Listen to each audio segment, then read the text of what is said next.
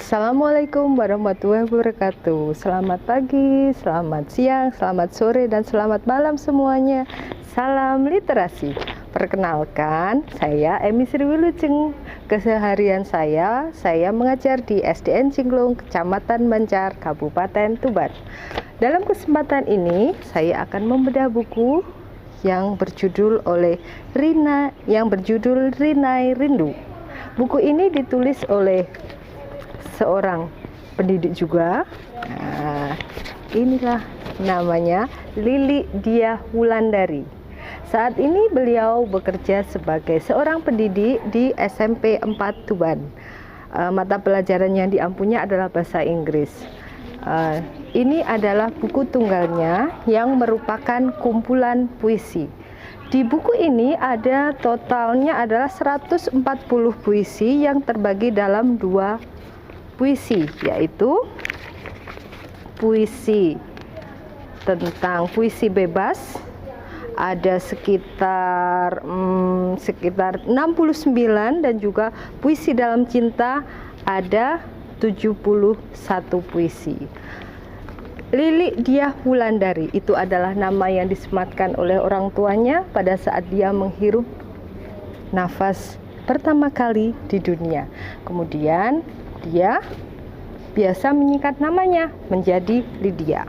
Nah, di dalam puisi ini ada di dalam kumpulan puisi ini ada satu judul puisi yang di awal yang membuat saya terkesan, yang berjudul Di Suatu Senja. Puisi ini ditulis pada saat ia menjadi ketua Jambore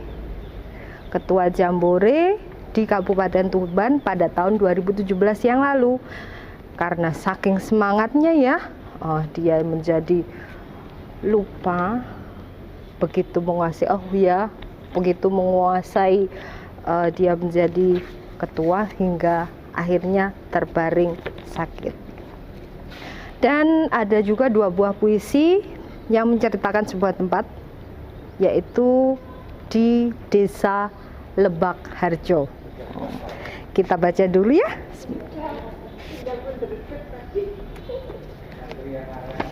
Pagi di Lebak Harjo oleh Lili Diah Wulandari. Dingin menusuk tulang, menggelitik hingga ke sumsum belakang. Sunyi, hanya tiupan lembut sang bayu membelai dedaunan. Masih terlelap dalam mimpi indah, terbuai dalam dekapan malam yang pelan-pelan beranjak pergi, menyusuri lorong desa nan senyap. Alunan melodi rohani berakhir. Tampak lelaki bersarung melangkah ringan. Wajah bersinar membias cahaya surga. Senyum sapa ramah menyejukkan jiwa. Mentari mulai mengintip di ujung bukit. Tersenyum malu-malu bersemu merah jambu. Kabut masih asik memeluk mesra belantara, mendekap erat desa dalam dingin. Lambaian pucuk merah di sudut jalan tersenyum menawan, melenggang menari bersama angin, bermandikan embun, bermahkota mutiara, merah berkilauan, bak bertahta permata. Basah tanah tercium aroma ampau, sejuk segar sisa hujan semalam. Rinainya masih menetes pelan, membasahi bumi, memberi kesejukan hakiki. Subhanallah, indahnya pagi di Lebak Harjo. Puisi ini ditulis di Tuban pada tanggal 15 September 2018.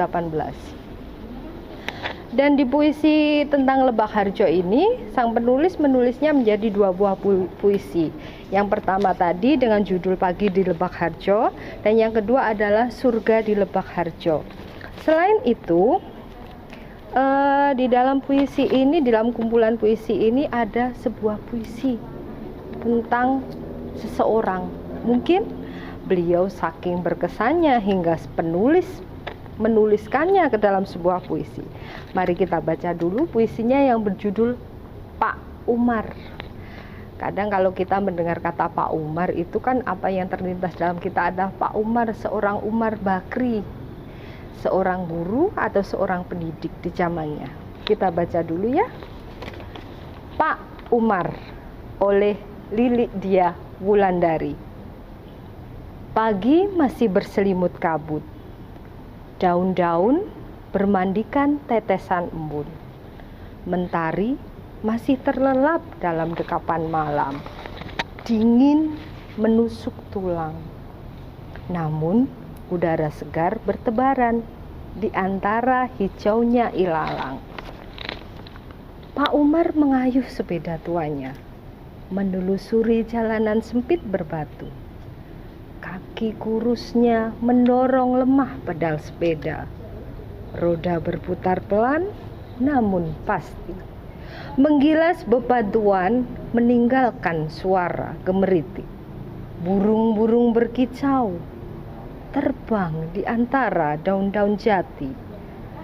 Mata indahnya mengawasi tubuh renta Pak Umar yang bergoyang ke kanan, ke kiri. Tak patah semangat meski tenaga tuanya tinggal selini. Gerbang bambu terlihat di ujung jalan. Tulisan usang menggantung rawan. Pak Umar tersenyum senang. Kaki tuanya semakin cepat mengayuh. Keringat bercucuran di antara keriput tak dihiraukan. Matanya bersinar seperti mentari yang mulai muncul di ufuk timur. Sekolah masih lengang. Sepeda tua sembunyi di sudut parkiran. Kaki tuanya melangkah ringan. Dengan semangat tak kenal usia, menuju ruang guru yang masih sunyi. Hanya deretan meja kursi dengan buku bertumpuk sana sini. Pak Umar menghela napas. Semua masih sama. Kakinya kembali melangkah menuju gerbang sekolah. Tampak wajah-wajah polos mulai bermunculan. Tersenyum penuh arti, mencium tangan sang pahlawan. Sendiri menyambut generasi milenial. Pak Umar menghela napas lagi. Semua masih sama. Puisi ini juga ditulis di Tuban pada 26 November 2018 ya. Dan di puisinya yang tentang puisi-puisi cinta. Nah, ini ada banyak sekali puisi cinta. Tentang kerinduannya kepada seseorang, tentang kasih sayangnya kepada putra-putranya, kepada keluarganya, dan ada juga puisi tentang pada saat sang penulis menunggui sang ibu di rumah sakit, atau ada juga puisi pada saat beliau sedang menempuh perjalanan ke Bali. Benar-benar puisi yang menginspirasi. Nah, dari buku kumpulan puisi ini kita bisa mengambil inspirasi bahwa dari hal yang sederhana sekalipun akan bisa menjadi puisi selama kita mau. Karena siapapun bisa menjadi penulis. Jadi kalau ada yang bilang, oh saya tidak bisa jadi penulis, itu nonsen. Dari puisi, bahkan dari sebuah batu kecil atau kerikil pun itu bisa tercipta sebuah puisi. Jadi buku ini sangat recommended buat Anda-Anda yang masih bingung jika ingin menjadi penulis. Kita mulai dari hal yang paling sederhana sekalipun. So, jangan ragu lagi kalau mau menulis. Karena dari hal kecil kita bisa memulainya. Oke? Terima kasih. Wassalamualaikum warahmatullahi wabarakatuh.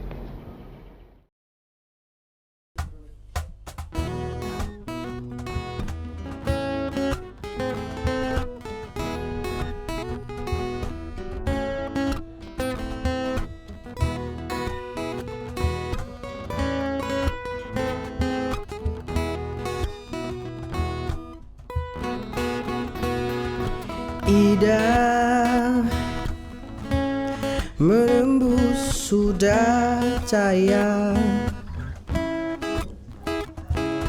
udara tebal kabut, kaca hitam lumut.